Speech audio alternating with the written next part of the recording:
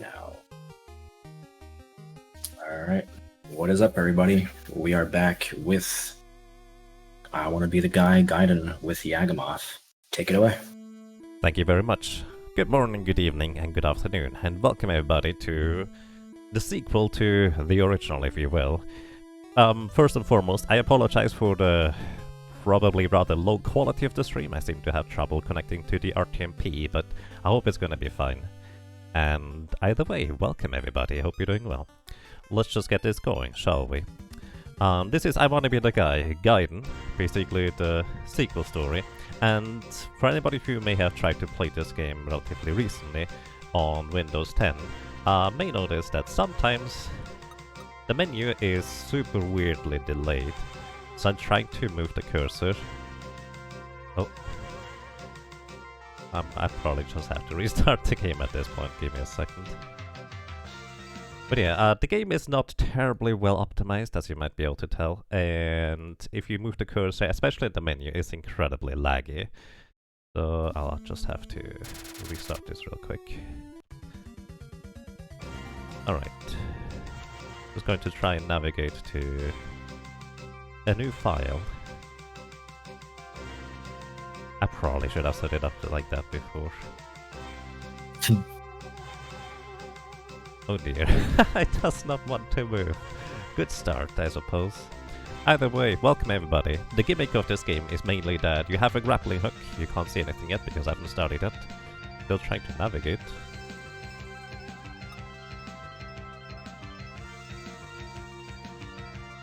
Just give it a moment, I guess.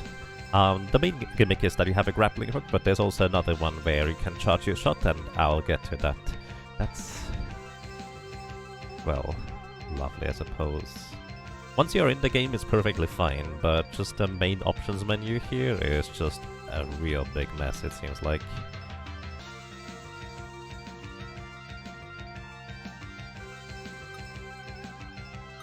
There we go, alrighty. Trying to select the difficulty. I'm going to be playing on medium. If you try to play this casually, I do recommend hard. But there's one specific part where I feel like I'm already wasting enough time that I want to make sure I save before it. And that's going to be in stage 2, if I ever get to select the file. There we go. Alrighty, I think we're ready to go. Sorry about that. In 3, 2, 1, let's move. Eventually. Oh, I pressed the button a few times. There we go. Alrighty, so, as is tradition, there's a little bit of an overworld, but there's also, well, traps that can kill you. There's a piranha plant on the first stage, but you basically can just enter the level, restart with F2, and you're just on the level again, saves you a few seconds. You can charge your shots, basically medium shot and a large shot. And you have a grappling hook. As long as you're swinging with the grappling hook, you effectively get an extra jump. And you do preserve your double jump as long as you're not hanging straight downwards.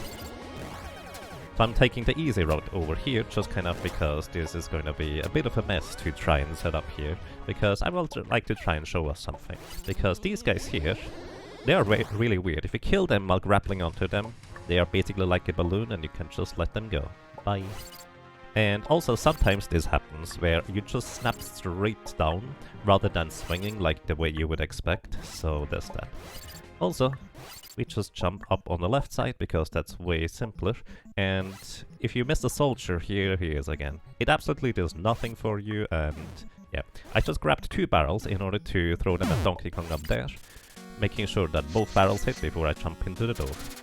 Alrighty, and that's just stage 1. It's an incredibly short game, and I actually would like there to be more, because once you get used to the mechanics, it's pretty awesome. But, of course, it has a lot of traps everywhere. So these guys here shoot rockets.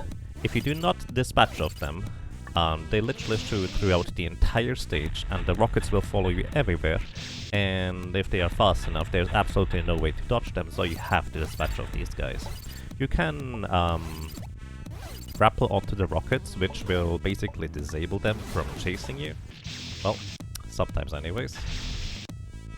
So the idea is you disable the rocket on the left side, and you will effectively just kill the guy by sending the rocket back, but it's relatively precise to do.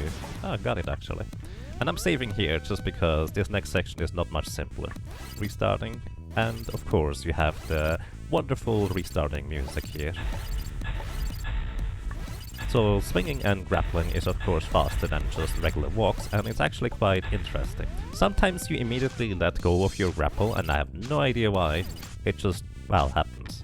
Also, this is by far the most weird place here, because this section here has such a strange timing to it. Once again, when you hang straight down, you actually do not get to jump off of your hook. You have to be swinging in order to get a jump, otherwise you straight up have to use up your double jump in order to jump off. Alright. Is it not gonna work? There we go. I see I'm dropping a lot of frames, I apologize. There's not a whole lot I can do. Normally I can stream at 4K bitrate, but the RTMP does not seem to agree with that. I just hope you can see it somewhat well, because it's a trap game in the traditional sense with a gimmick of the grappling hook. And this here is the reason why I play on medium for a marathon type run, because Sagat here is not friendly. Yeah. So basically his how he shoots is completely random, but when he jumps is more or less predictable. When I'm shooting a big shot or a medium-sized shot, I can shoot infinite little infinite little small bullets, so in theory I can collapse the bridge pretty much immediately if I time it well, but he has to be basically cooperating like this. Alright, we got it. So here's of course a trap after you defeat the boss, right afterwards. You can trigger it off screen, and you can even trigger it while Sagat is still sitting on the bridge, but it has some really strange and weird effects, so it's not exactly anything consistent. So here, just avoid that bush. I don't even know what it's supposed to be falling there. And this stage here, you very frequently, if you try to go quick, run into the trouble that you will get snapped straight down when you do a horizontal grapple in order to go faster. Also here, you may recognize this place here, and if you try to jump onto this platform to rise up, it's of course spikes. You're supposed to grapple onto it in order to just rise up, but there's a much quicker method of going across anyway, so we just do this instead. Also here, I barely avoided the death plane at the bottom, which spawns a duck that would normally kill you, but here we are already at the boss. In order to skip in this game, the cutscene, you have to press jump, grapple, and shoot at the same time. Also, if you jump and grapple onto these top thingies, Bolt Ball here will use a weird attack on you, so to speak. Further, phase 2, we have to smash the fruits into Bolt Ball's face, but if I time it right... I did not time it right. You actually can still grapple his face hitbox and smash it into the fruit on the floor. It's kind of really weird in how it works. Also, if you play an earlier version of this game, you can actually jump out of the boss arena and fight him outside if you want to. But you kind of get soft lock, but it's also fun. So, welcome. Do we keep the fruit or do we throw it away? I think we just keep the fruit. It's a little bit mashed up. Alrighty, and that's it already. This is I Wanna Be the Guy Gaiden. My commentary was not so much on point, but it's a interesting little game. If you are interested in running this yourself, it's super short and simple, and there's a ton of improvement for the record, because nobody has bothered to challenge me for some reason. Either way, this is it, and well, I hope you keep enjoying the Fangame Marathon. Thank you for having me, and have a good day. It was really quick. Thank you, Yagamoth. Thank you for having me. Alright. Yep, so stay tuned. We're going to have Nitorink as a showcase with Naro coming up.